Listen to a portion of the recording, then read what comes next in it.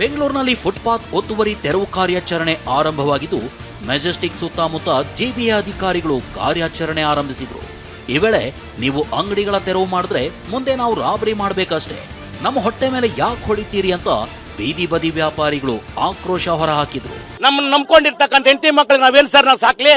ಇನ್ನು ಮೆಜೆಸ್ಟಿಕ್ನಲ್ಲಿ KSRTC bus ನಿಲ್ದಾಣದ ಮುಂದಿನ ಅಂಗಡಿಗಳನ್ನ ತೆರವುಗೊಳಿಸಲಾಗಿದೆ.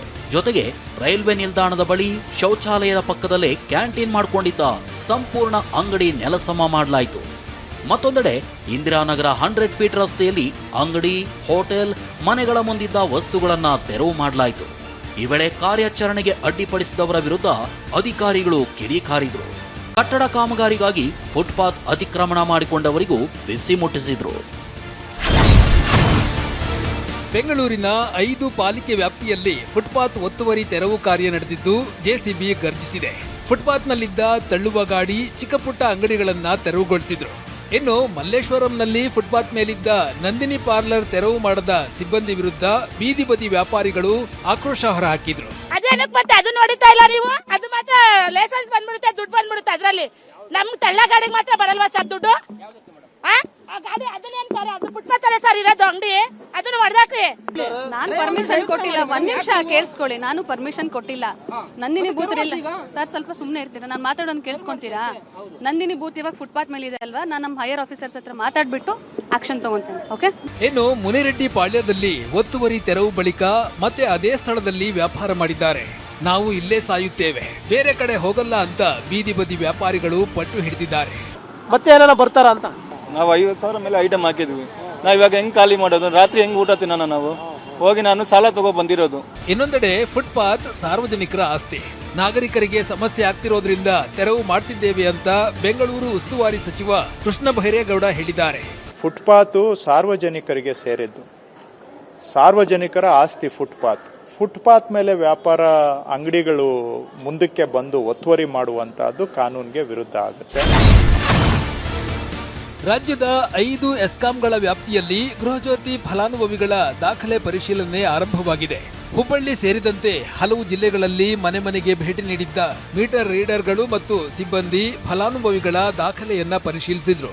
ಹುಬ್ಬಳ್ಳಿ ಹೆಸ್ಕಾಂ ವ್ಯಾಪ್ತಿಯ ಎಲ್ಲ ಜಿಲ್ಲೆಗಳು ಕೂಡ ಇದೀಗ ಪುನರ್ ಪರಿಶೀಲನೆ ಆರಂಭವಾಗಿರುವಂಥದ್ದು. ಇದೀಗ ಸ್ವತಃ ಹೆಸ್ಕಾಂ MD ಅವರು ಆಗಮಿಸಿ ಒಂದು ಪರಿಶೀಲನೆ ಮಾಡುವಂಥ ಒಂದು ಕೆಲಸವನ್ನ ಮಾಡ್ತಾ ಇರುವಂಥದ್ದು. ಆ್ಯಪ್ ಮೂಲಕ ಮತ್ತು ಅದ್ರ ಜೊತೆಗೆ ಫಾರ್ಮ್ಯಾಟ್ ಇದೆ, ಅದರಲ್ಲೂ ಕೂಡ ಮಾಹಿತಿಯನ್ನು ಸಂಗ್ರಹಿಸ್ತೇವೆ. ಇದ್ರ ಉದ್ದೇಶ ಹೆಚ್ಚುವರಿ ದಾಖಲೆಗಳನ್ನು ಮತ್ತು ಮಾಹಿತಿಗಳನ್ನು ಸಂಗ್ರಹಿಸಿ ವ್ಯಾಲಿಡೇಷನ್ ಮಾಡೋ ಒಂದು ಕಾರ್ಯಕ್ರಮ ಇದು. 2 ತಿಂಗಳ ಕಾಲ ನಡೆಯುವ ಪುನರ್ ಪರಿಶೀಲನಾ ಕಾರ್ಯದಲ್ಲಿ ಮೀಟರ್ ರೀಡರ್ಗಳು ಮತ್ತು ಸಿಬ್ಬಂದಿ ಮನೆ ಮನೆಗೆ ಭೇಟಿ ನೀಡಿ ಫಲಾನುಭವಿಗಳ ಬಳಿ ದಾಖಲೆ ಪಡೆದು ಸೇವಾ ಸಿಂಧು ತಂತ್ರಾಂಶದಲ್ಲಿ ಸಂಗ್ರಹಿಸಲಿದ್ದಾರೆ. ಇನ್ನು ಫಲಾನುಭವಿಗಳು ಪಡಿತರ ಚೀಟಿ, ಮತದಾರರ ಗುರುತಿನ ಚೀಟಿ ಮತ್ತು ಅರ್ಜಿದಾರರ ಭಾವಚಿತ್ರ, ಜಾತಿ ಪ್ರಮಾಣ ಪತ್ರ, ವೃತ್ತಿ ವಿವರ ಮತ್ತು ಆದಾಯ ತೆರಿಗೆ ಪಾವತಿದಾರ ಆಗಿದ್ದಲ್ಲಿ ಪಾನ್ ಕಾರ್ಡ್ ಸಲ್ಲಿಸಬೇಕಾಗಿದೆ. ಮನೆ ಭೇಟಿಯ ಸಂದರ್ಭದಲ್ಲಿ ಫಲಾನುಭವಿಗಳಿಂದ ಜಾತಿ ಪ್ರಮಾಣ ಪತ್ರ ಯಾಕೆ ಬೇಕು ಅಂತ ವಿಪಕ್ಷ ನಾಯಕ ಆರ್ ಅಶೋಕ್ ಎಕ್ಸ್ ಖಾತೆಯಲ್ಲಿ ಪ್ರಶ್ನಿಸಿದ್ದಾರೆ. ಇದಕ್ಕೆ ಸ್ಪಷ್ಟನೆಯನ್ನ ನೀಡಿದ ಸಚಿವ ಕೆಜೆ ಜಾರ್ಜ್, ಗೃಹಜ್ಯೋತಿ ಯೋಜನೆಯಲ್ಲಿ ಪರಿಷ್ಕರಣೆ ಮಾಡಲಾಗ್ತಿಲ್ಲ, ಫಲಾನುಭವಿಗಳ ಮಾಹಿತಿಯನ್ನ ಸಂಗ್ರಹಿಸ್ತಾ ಇದ್ದೇವೆ ಅಷ್ಟೇ. ಯೋಜನೆಯ ಫಲಾನುಭವಿಗಳಿಗೆ ಯೋಜನೆ ಮುಂದುವರಿಯಲಿದೆ ಅಂದ್ರು. ಇನ್ನು ಜಾತಿ ಪ್ರಮಾಣ ಪತ್ರ ಬೇಡ ಅಂತ ಸಚಿವ ಹೇಳಿದ್ದಾರೆ. ಪರಿಷ್ಕರಣೆ ಇಲ್ಲ, ಗೃಹ ಜ್ಯೋತಿಯಲ್ಲಿ ಎಲ್ಲ ಡೀಟೇಲ್ಸ್ ತಗೊಳ್ತಾ ಇದೀವಿ. ಅದು ಅರ್ಹರಲ್ಲದ ಯಾರು ಇದ್ಬಿಟ್ಟು ಅವ್ರದ್ದು ಮಾತ್ರ ಇದು ಮಾಡ್ತೀವಿ. ಅರ್ಹರಿಗೆ ಯಾರೆಲ್ಲ ಅರ್ಹರಿದ್ದಾರೆ, ಎಲಿಜಿಬಿಲಿಟಿ ಇದ್ದಾರೆ ಅದ್ರ ಪಕ್ಕ ಅವ್ರಿಗೆ ಕೊಡ್ತೀವಿ. ನೋಡಿ, ಜಾತಿ ಪತ್ರ ಇಟ್ಕೊಡ್ಬೇಕು, ಜಾತಿ ಹೆಸರು ಬಂದ್ರೆ ಸಾಕು. ಜಿಬಿಎ ವ್ಯಾಪ್ತಿಯಲ್ಲಿ SIRಗೆ ಭರ್ಜರಿ ರೆಸ್ಪಾನ್ಸ್ ಸಿಕ್ಕಿದೆ. ಮಂಗಳವಾರ ಒಂದೇ ದಿನ ಮತದಾರರ ಪಟ್ಟಿ ಪರಿಷ್ಕರಣೆಯಲ್ಲಿ 60,000 ಜನ ಭಾಗಿಯಾಗಿದ್ದಾರೆ. ಇನ್ನು ಸಚಿವ MB ಪಾಟೀಲ್ ಫಾರಂ ಪರಿಶೀಲಿಸಿ ಸಹಿ ಹಾಕಿದ್ರು. ಅತ್ತ ಬೆಳಗಾವಿಯಲ್ಲಿ MES ಪುಂಡರು ಮರಾಠಿ ಅರ್ಜಿ ಕೊಡಿ ಅಂತ ಕಿರಿಕ್ ತೆಗೆದಿದ್ದಾರೆ. ಇನ್ನು ಮತದಾರರ ಪಟ್ಟಿಯಲ್ಲಿ ಇರೋದು ಪ್ರತಿಯೊಬ್ಬ ಮತದಾರರ ಹಕ್ಕು ಎಂದಿರುವ ಕೆಪಿಸಿಸಿ ಅಧ್ಯಕ್ಷ BK ಹರಿಪ್ರಸಾದ್, ಗೃಹಜ್ಯೋತಿ ಫಲಾನುಭವಿಗಳ ಪರಿಶೀಲನೆಯನ್ನ ನಡೆಸ್ತಾ ಇದ್ದೇವೆ, ಇದರಿಂದ ಯಾರು SIRನಲ್ಲಿ ಕೈ ಬಿಡ್ತಾರೆ ಅನ್ನೋದು ಗೊತ್ತಾಗುತ್ತೆ, ಜೊತೆಗೆ ಅರ್ಹ ಫಲಾನುಭವಿಗಳು ಯಾರೆಂದು ಗೊತ್ತಾಗುತ್ತೆ. ನಮ್ಮ ಸರ್ಕಾರ ಡಬಲ್ ಚೆಕ್ ಮಾಡ್ತಿದೆ ಅಂದ್ರು. ನಿಮಗೆ ಗ್ಯಾರಂಟಿ ಬರ್ತಾ ಇದೆ, ನಮ್ಮ ಹೆಸರು ಇದೆ ಅಂತೇಳಿ ಮೈ ಮರೆತು ಮನೇಲಿ ಕೂತ್ರೆ ಇವರು ಮತದಾರ ಪಟ್ಟಿಯಿಂದ ಹೆಸರು ತೆಗಿದ್ದಾರೆ. SIR ಅಲ್ಲಿ ಅವ್ರು ಮಾಡ್ತಕ್ಕಂಥದ್ದು ಅವ್ರು ಯಾರು ಕೈ ಬಿಡ್ತಾರೆ ಅದನ್ನು ನಾವು ನೋಡಬೇಕಾಗತ್ತೆ. ಅವರು ಫಲಾನುಭವಿಗಳ ಅಲ್ವಾ ಅನ್ನೋದು ನೋಡಬೇಕಾಗತ್ತೆ. ಆದ್ದರಿಂದ ಅದು ಡಬಲ್ ಕೆಲಸ ನಾವು ಸರ್ಕಾರದಿಂದ ಮಾಡ್ತಾ ಇದ್ದೀವಿ. ಉಡುಪಿ ಸೇರಿ ಕರಾವಳಿ ಭಾಗಕ್ಕೆ ಗುರುವಾರ ಮಳೆ ಆರ್ಭಟ ಅಪ್ಪಳಿಸಲಿದ್ದು ರೆಡ್ ಅಲರ್ಟ್ ಘೋಷಿಸಲಾಗಿದೆ. ಜುಲೈ 2 ಮತ್ತು 3ರಂದು ಭಾರೀ ಮಳೆಯ ಮುನ್ಸೂಚನೆ ನೀಡಿರುವ ರಾಜ್ಯ ಹವಾಮಾನ ಇಲಾಖೆ ಮೀನುಗಾರರು ಸಮುದ್ರಕ್ಕೆ ಇಳಿಯದಂತೆ ಸೂಚಿಸಿದೆ. ಗುಡುಗು ಸಹಿತ ಭಾರೀ ಮಳೆಯಾಗುವ ಜೊತೆಗೆ ಅರಬ್ಬಿ ಸಮುದ್ರದಲ್ಲಿ ಅಲೆಗಳ ಅಬ್ಬರ ಹೆಚ್ಚಾಗುವ ಸಾಧ್ಯತೆ ಇದೆ. ಹೀಗಾಗಿ ಸಮುದ್ರ ತೀರದ ನಿವಾಸಿಗಳು ಮುನ್ನೆಚ್ಚರಿಕೆ ವಹಿಸಲು ಸೂಚಿಸಿ ಹೈ ಅಲರ್ಟ್ ಘೋಷಿಸಲಾಗಿದೆ. ಮಧ್ಯಪ್ರಾಚ್ಯ ಸಂಘರ್ಷದಿಂದಾಗಿ ದುಬಾರಿಯಾಗಿದ್ದ ಎಲ್ಪಿಜಿ ದರ ಇಳಿಕೆಯಾಗಿದೆ. ಕೇಂದ್ರ ಸರ್ಕಾರ 19 ಕೆಜಿ ಕಮರ್ಷಿಯಲ್ ಎಲ್ಪಿಜಿ ದರವನ್ನು 183 ರೂಪಾಯಿಗೆ ಇಳಿಕೆ ಮಾಡಿದೆ. ಬೆಂಗಳೂರಿನಲ್ಲಿ 19 ಕೆಜಿ ಕಮರ್ಷಿಯಲ್ ಎಲ್ಪಿಜಿ ದರ 177 ರೂಪಾಯಿ ಇಳಿಕೆಯಾಗಿದೆ.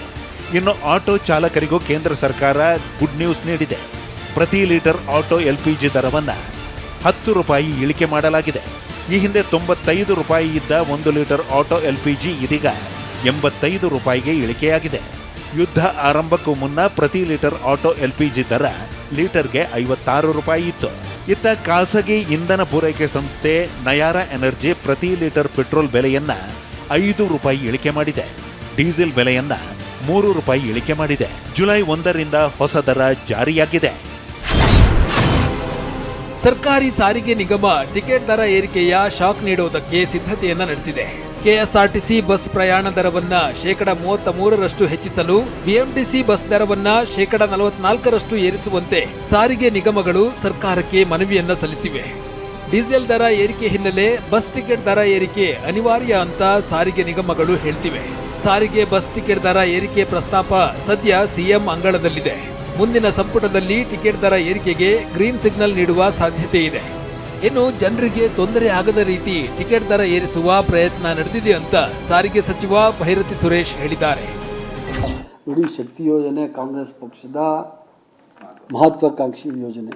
ಇಡೀ ಪ್ರಪಂಚದಲ್ಲೇ ಯಾರೂ ಮಾಡಿದಂತಹ ಕೆಲಸವನ್ನು ಇವತ್ತು ನಮ್ಮ ಸರ್ಕಾರ ಮಾಡಿದೆ. ಅದನ್ನು ಮುಂದುವರಿಸ್ಕೊಂಡು ಹೋಗ್ಬೇಕು ಅನ್ನೋದೇ ನಮ್ಮ ಆಸೆ. ಅದರ ಜೊತೆಯಲ್ಲಿ ನಮ್ಮದು ಸಂಸ್ಥೆಗಳು ಉಳಿಬೇಕಲ್ಲ. ಸಂಸ್ಥೆಗಳು ಉಳಿಬೇಕು ಅಂದರೆ ಸ್ವಲ್ಪನಾದರೂ ನಾವು ದುಡ್ಡು ಜಾಸ್ತಿ ಮಾಡಬೇಕು, ಶಕ್ತಿ ಯೋಜನೆಗೆ ದುಡ್ಡು ತಗೋಬೇಕು, ಉಳಿದಿದ್ದು ಸ್ವಲ್ಪ ರೇಟ್ ಸ್ವಲ್ಪ ಹೈಕ್ ಮಾಡಬೇಕು. ಇವೆಲ್ಲ ಸಾಧಕ ಬಾಧಕಗಳು ನೋಡಿ ಜನಗಳಿಗೆ ತೊಂದರೆ ಆಗದ ರೀತಿಯಲ್ಲಿ ಮಾಡುವಂಥ ಕೆಲಸ ನಾವು ಮಾಡ್ತಾ ಇದ್ದೀವಿ. ಜಿಬಿಎ ಚುನಾವಣಾ ಬಿಜೆಪಿ ಉಸ್ತುವಾರಿ ರಾಮ್ ಮಾಧವ್ ಪಾಕಿಸ್ತಾನದ ಉನ್ನತ ಅಧಿಕಾರಿಗಳ ಜೊತೆ ಸಭೆ ನಡೆಸಿದ್ದಾರೆ. ಕೊಲಂಬೋ ಹಾಗೂ ಲಂಡನ್ನಲ್ಲಿ 4 ಸಭೆಗಳನ್ನ ಮಾಡಿದ್ದಾರೆ.